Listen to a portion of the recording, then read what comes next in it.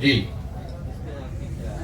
नहीं, जंगल राज की चर्चा इसलिए की कि चलते हुए मैं रामनगर में एक हमसे नाई समाज का एक व्यक्ति मिला, तो लोगों ने बताया कि भैया इनकी राजनीतिक सूझ बहुत अच्छी है, इनसे जरा पूछिए कि बिहार में क्या दशा है। तो मैंने उससे पूछा कि ये बताइए कि लालू जी और नीतीश जी के राज में क्या फर्क है। तो उसने बहुत अच्छी बात बताई।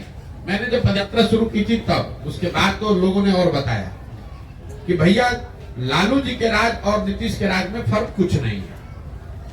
दोनों के ही राज में जनता का हजामत पूरा बना है। फर्क बस इतना ही है कि लालू जी के राज में ये हजामत जो है जनता का, वो अपराधी बनाते थे, और नीतीश के राज में ये हजामत अब अधिकारी बना रहे हैं। लालू जी के राज में लूट मार का काम अपराधी कर रहे थे, नीतीश के राज में लूट मार का काम अब अधिकारी कर रहे हैं। लालू जी के राज में जो अपराधी था वो शाम होने के बाद गन लगाकर लूटता था, नीतीश के राज में अफसर दिन में कलम लगाकर लूट रहा है। तो फिर उसने कहा इसीलिए भैया लालू जी का जो राज था, अगर वो अपराधियों का जंगल राज था, तो जो नीतीश का राज है वो अधिकारियों का जंगल राज है। और इस बात को मैंने पिछले 17 महीनों में जहां पर भी मैं गांव में गया हूं बात किया है, ज्यादातर लोग इस बात से सहमत है कि नहीं भैया ये आकलन बिल्कुल ठीक है। एक बात सवाल और है कि आपने ये भी कहा था कि अभी जो बच्चों के लिए आप वोट करेंगे जी, इसमें सारे लोग कहते हैं कि मैं रोजगार दूंगा, कोई ऐसी पार्टी तो है नहीं जो कहती है रोजगार हम नहीं देंगे। बच्चों के लिए फिर कैसे वोट करें? बच्चों के लिए वोट देना और रोजगार के लिए वोट देना दोनों में फर्क है। आप पार्टी कह रही है कि हम किसने आकर रोजगार के लिए वोट मांगा, हमको बताइए। लोग तो ये कह रहे हैं कि भैया भारत को मजबूत बनाना है, पाकिस्तान को सबक सिखाना है, इसलिए वोट दीजिए।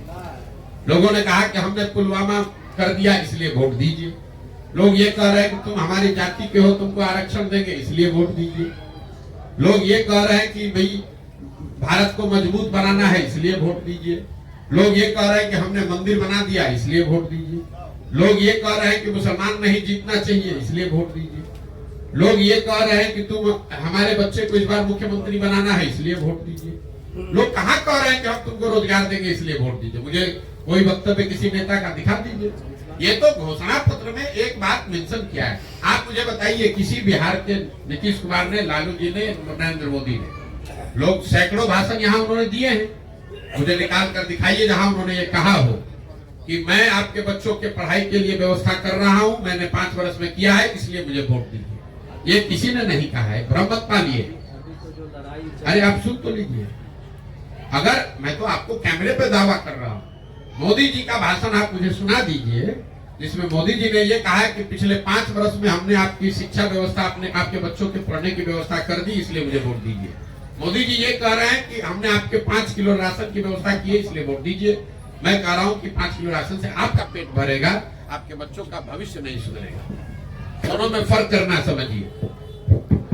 सर, लोग आप पर क्यों भरोसा करें? पहले भी नेताओं से लोग ठगे जा चुके हैं। बिल्कुल सही बात है। और आप खगड़िया में मैं अभी आया हूं इसलिए आपको दोष नहीं दूंगा, लेकिन अगर आपने मेरे वक्तव्यों को सुना होगा तो मैं पहला ही लाइन कहता हूं कि मुझ पर बिल्कुल भरोसा मत करो, मुझे वोट मत दो, मेरा कोई दल नहीं है। लेकिन जिस पर भी तुम्हारा भरोसा है, जिसको भी वोट देते हो, उसको मुफ्त में वोट मत दो। मैं ये भी कहता हूँ कि अगर आप अपने जात वाले को गेहूं चावल बेचते हैं तो उससे पैसा लेते हैं कि नहीं लेते हैं? दूध कपड़ा सब्जी बेचते हैं उससे पैसा लेते हैं कि नहीं लेते हैं? तो फिर अगर अपने जात वाले को भी दे रहे हो तो वोट मुफ्त में क्यों दे रहे हो? वोट अपने जात वाले को देना है दो, लेकिन कम से कम उससे अपने बच्चों के लिए रोजगार और पढ़ाई को मांगो। मुफ्त में वोट दोगे तो वोट चाहे मोदी को दो या लालू को दो, नीतीश को दो कि प्रशांत किशोर को दो, नुकसान होगा ही होगा। मैं ये बात बता रहा हूँ, मैं किसी को नहीं कहता हूँ, मैं सामने से खड़ा होकर कहता हूँ कि अगर हम पर भरोसा करके हमको वोट दोगे तो मैं भी कल आपको ठग सकता हूँ।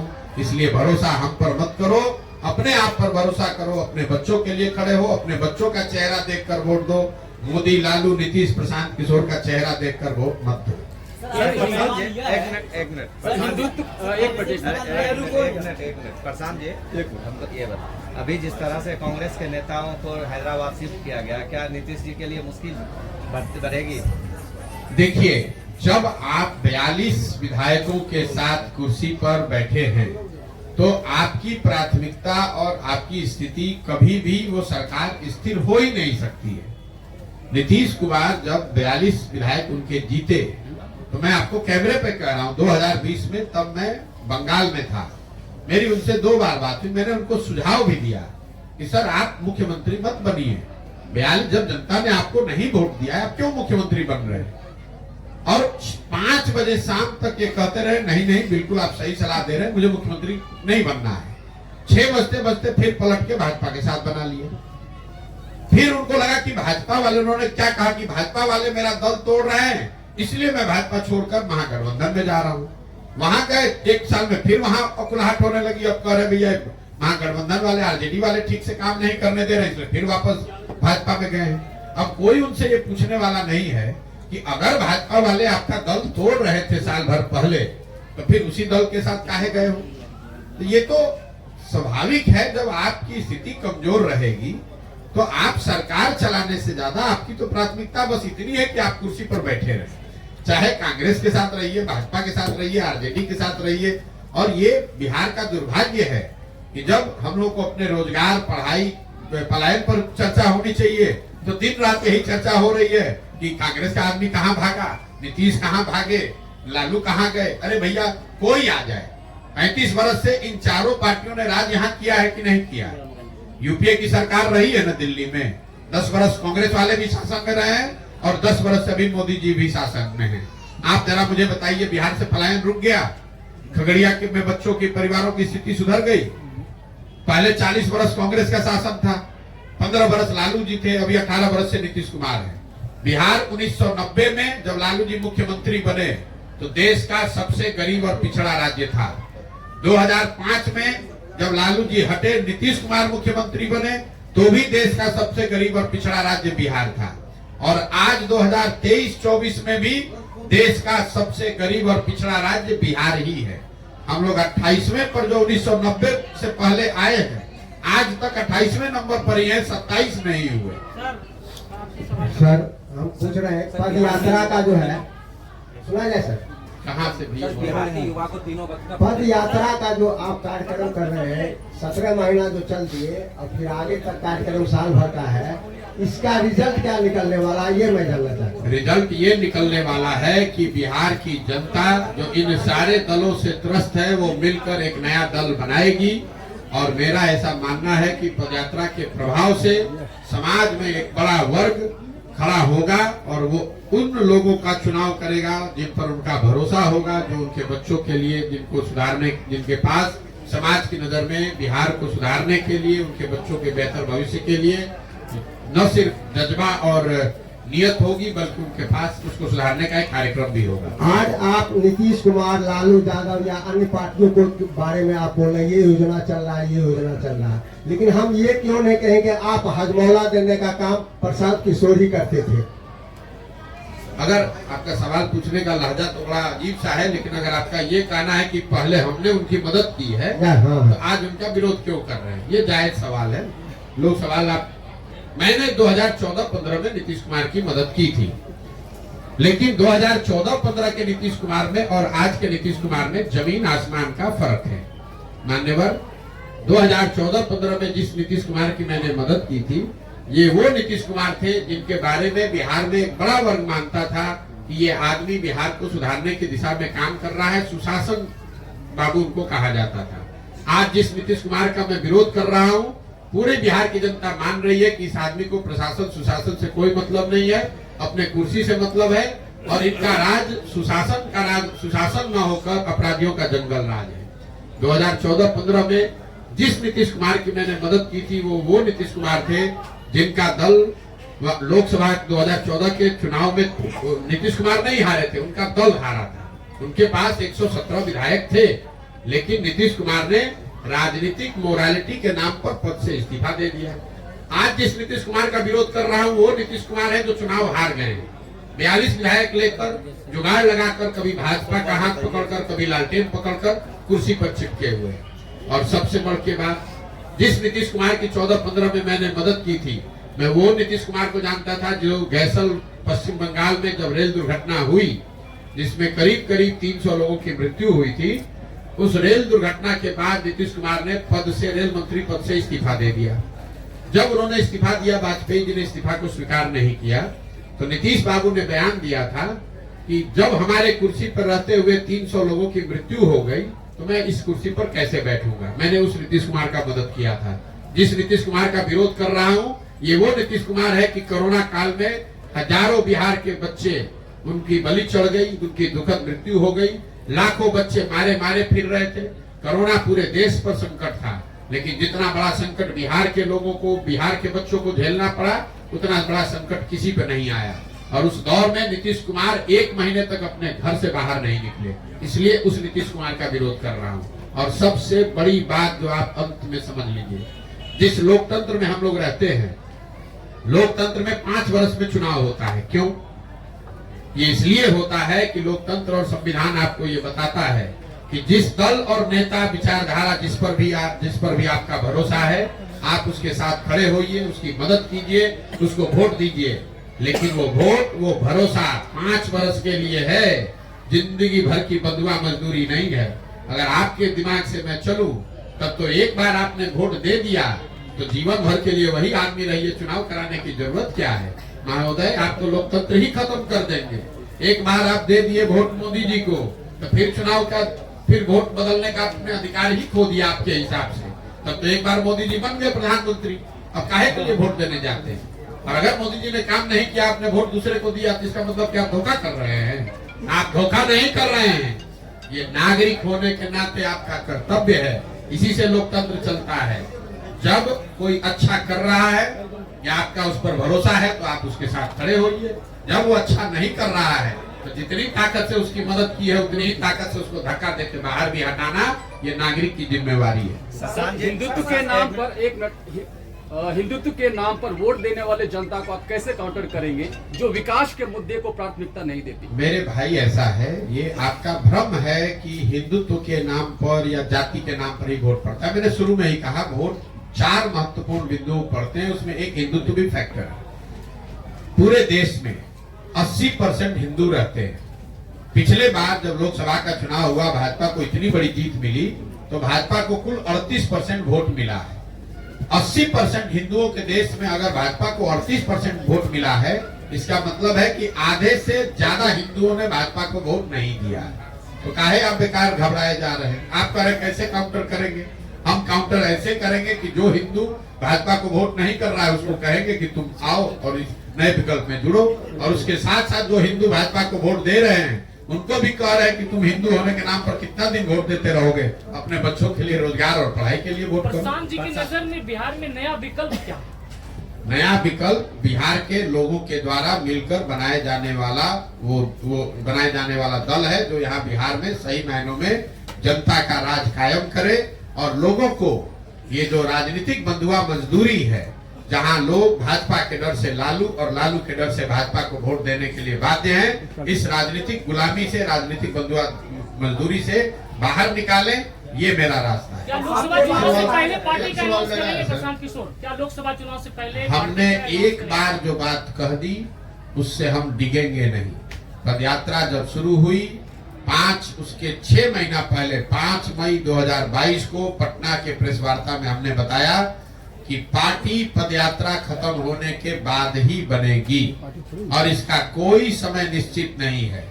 चाहे हमको 1 बरस लगे या पदयात्रा करने में 4 बरस लगे, पार्टी तब बनेगी जब पदयात्रा पूरा हो जाए। और जब बन जाएगी, उसके बाद जो चुनाव आएगा सामने, वो चाहे वार्ड सदस्य का चुनाव हो, मुखिया का चुनाव हो, लोकसभा हो, विधानसभा है, सब लड़ा जाएगा। लेकिन सिर्फ चुनाव लड़ने के लिए आज हड़बड़ी में पार्टी बना दें, तो फिर हमारी दशा भी वही होगी जो दूसरे लोगों की है। जब चुनाव आया, दल बना लिया, 4 आदमी झंडा लेकर खड़ा हो गया, ये वो प्रयास नहीं है। पूरे बिहार में जब पदयात्रा पूरी हो जाएगी, कम से कम 2/3 बिहार में पूरा हो जाए, उसके बाद सारे लोग जो दल बनाना चाहते हैं वो जुड़ जाएं, वो मिलकर दल बनाएं, तो फिर उनके साथ दल बनाया जाएगा, चुनाव लड़ा जाएगा। हम इसके नेता नहीं हैं, हम इसके कुम्हार हैं। जो घड़ा है वो तो मिट्टी और चाक से बनता है।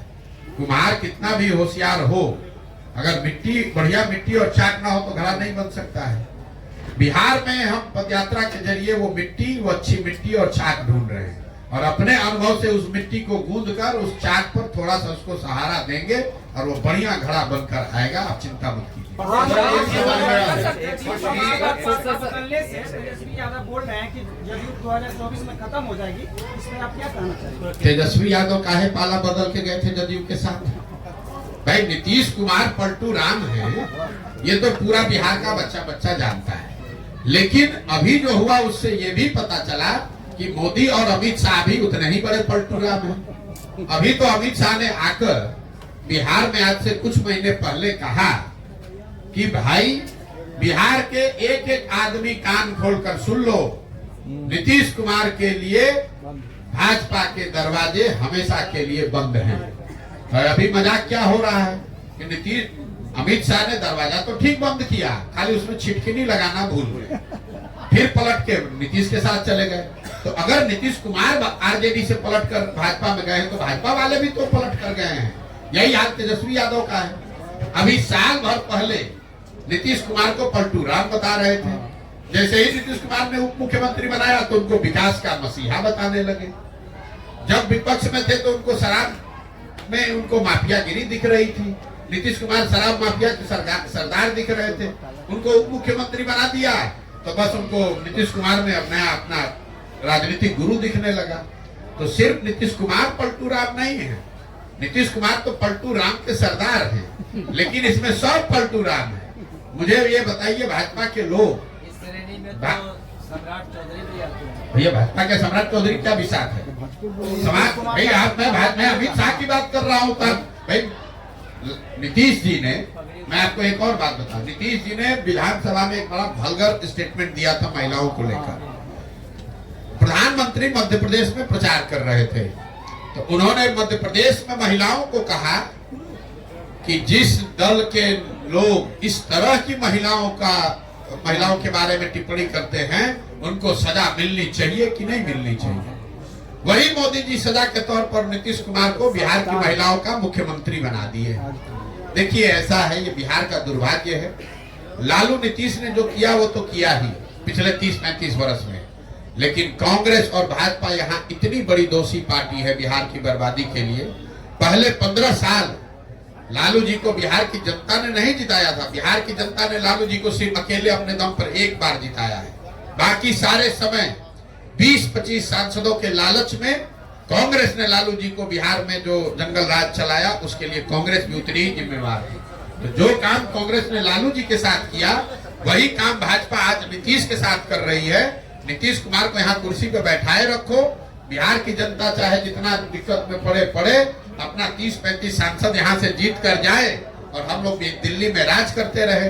बिहार से 30-35 सांसद सबको चाहिए, लेकिन बिहारी कह के गाली भी सबको देना है। बिहार से वोट सबको चाहिए, लेकिन बिहार के बच्चों की चिंता किसी को नहीं करनी है। दिल्ली में बैठकर कोई कहे कि भाई बिहार का आदमी पलायन क्यों कर रहा है, तो वहाँ बिहारियों का मजाक उड़ाइए, कहिए ये सब तो जाति में बटा हुआ है, ये सब तो बड़ा अनपढ़ अशिक्षित है। बताइए राहुल गांधी यहाँ यात्रा करने आए हैं। अभी 1 महीना पहले जुमा अभी जिस आदमी को मुख्यमंत्री बने 2 हफ्ते नहीं हुआ, उस आदमी की इतनी कुवत है। कांग्रेस का जो मुख्यमंत्री अभी बना है तेलंगाना में, कहता है कि बिहारियों का डीएनए है मजदूरी करने का, उसका इतना कुवत है। और वही राहुल गांधी आकर बिहार में वोट मांग रहे हैं। अगर हम लोग की कुवत मजदूरी करने की है तो हम लोग से वोट मांगने क्यों आ रहे हो भाई? तेलंगाना के वोट से ही बन जाओ देश के राजा। अगर मोदी जी को लगता है कि बिहार पिछड़ा है तो आप मुझे बताइए, वहां इन्वेस्टमेंट समिट होता है, लाखों करोड़ रुपए का इन्वेस्टमेंट होता है। आप पत्रकारिता करते हैं, 10 वर्ष से मोदी जी प्रधानमंत्री हैं, एक दिन बिहार की भी आ जाते। चलिए लाख करोड़ नहीं 2-4 हजार करोड़ का ही एगो फैक्ट्री बिहार की में ही लगा देते। एक मोदी जी के लिए लोग कहता है भाई 16 घंटा काम करते हैं, तो एक 16 घंटा बिहार के लोगों के लिए भी निकालते कि भाई बैठो देखो कि बिहार की चीनी मिल कैसे चालू होगी। आपको क्या लगता है कि अगर मोदी जी आज किसी उद्योगपति को कह दें कि बिहार में चीनी मिल चालू करना है तो किस उद्योगपति का हिम्मत है कह देगा कि नहीं करेंगे? और जिस गुजरात से 26 MP जीत कर गया, वहां हर 10वें दिन मोदी जी इन्वेस्टमेंट करा रहे हैं, वहां हर 15 दिन जाकर वहां बैठक कर रहे हैं, गुजरात की विकास की चिंता कर रहे हैं, 1 लाख करोड़ का बुलेट ट्रेन बना रहे हैं। और आपका ये खगड़िया कुशेश्वर स्थान का पैसेंजर ट्रेन अभी 40 वर्ष से अदर में अटका हुआ है, किसी ने उसकी बात की? हम लोग 39 MP जिता कर भेजे। तो जब आपको हमको अपने चिंता नहीं है तो मोदी जी और राहुल जी काहे आपका हमारा चिंता करेंगे? लालू नीतीश तो लूटिए रहे, उसको तो बर्बाद किया ही, लेकिन वो गलती बिहार की जनता का शोषण इसलिए कर पा रहे हैं कि भाजपा और कांग्रेस इन लोगों की मदद कर रहे हैं। सर एक सवाल मेरा, चौधरी एक किया गया, इसमें आप क्या कहेंगे? पटना में जिस तरह 7 लोग पिटा गया। मेरे भाई नीतीश कुमार जब से मुख्यमंत्री हैं पिछले 4-5 वर्षों में लाठीचार्ज करना, आप ये बताइए किस पर लाठीचार्ज नहीं हुआ है? आंगनवाड़ी वर्कर पर नहीं हुआ, कि शिक्षकों पर नहीं हुआ, कि मुखिया सरपंच पर नहीं हुआ? जो जाएगा उनसे मिलने अपना ग्रीवांस लेके उस पर लाठीचार्ज कराएंगे। पत्रकार पूछेंगे लाठीचार्ज हुआ तो आए ऐसा हुआ है? अच्छा रुको तो अभी पता करते हैं। सर पत्रकार के ऊपर भी लाठीचार्ज हुआ है। सर एक सवाल, पत्रकारों के समस्या पर भी आप बोले, सब समस्या आप बोले, पत्रकार समस्या पर कोई नहीं उठा रहा। पत्रकारों की दशा ये है कि आप पूरे समाज की समस्या लिख सकते हैं, बोल सकते हैं, अपनी समस्या नहीं बोल सकते हैं। तो आप लोग दधीची के हड्डी की तरह अपना कुर्बानी करते रहे। आप उठाएंगे आवाज, तो उठा ही रहे। बिहार के लिए आवाज उठाए, दलितों के लिए आवाज, और पत्रकारों की समस्या पर कोई नहीं आवाज उठाता। हर जगह पत्रकारों की समस्या पर आवाज उठा रहे। जिस तरह सर एक सवाल मेरा है कि ये जो पद यात्रा प्रशांत किशोर की है, जो बिहार के लिए हर जिलों, हर गांव, हर कस्बों में जाने की जो चर्चा चल रही है, चर्चा चल नहीं रही है, चल ही रही, यात्रा चल रही 17 महीने। दूसरा बात यह है कि ये जो पद यात्रा का जो नया विकल्प बनेगा, चाहे लालू की सरकार हो या नीतीश की सरकार हो, जो विफलता का कारण दिख रहा है, और ये चीज आप खुल के भी बोल रहे हैं, तो इनका क्या विकल्प प्रशांत किशोर होगा या इनका विकल्प जनता का राज होगा, जिसका नाम है जन सुराग। और वो विकल्प लालू नीतीश का नहीं है, वो विकल्प होगा बिहार की गरीबी का। हम लालू नीतीश को यहाँ हटाने नहीं आए हैं, हम यहाँ गरीबी को हटाने आए हैं। हमारी लड़ाई लालू नीतीश मोदी और राहुल गांधी से नहीं है, हमारी लड़ाई यहाँ की गरीबी और पिछड़ापन से। इनका कोई चेहरा साफ हुआ है? इनका कोई चेहरा निकला है क्या विकल्प? भैया ऐसा है कि दही आप जमाते हैं ना, दही में मक्खन है, आपको दिखता नहीं है, लेकिन जब उसी दही को आप मथते हैं तो उसमें बढ़िया सुंदर सफेद मक्खन निकल के आ जाता है। हमको पूरा समाज को मत लेने दीजिए बिहार को, अपने आप आपको मक्खन भी दिखेगा, और इसी समाज से वो निकला हुआ होगा, जो समाज की मदद से मक्खन निकलेगा वही यहाँ की व्यवस्था करता है। अब चलिए पूरा दिन आप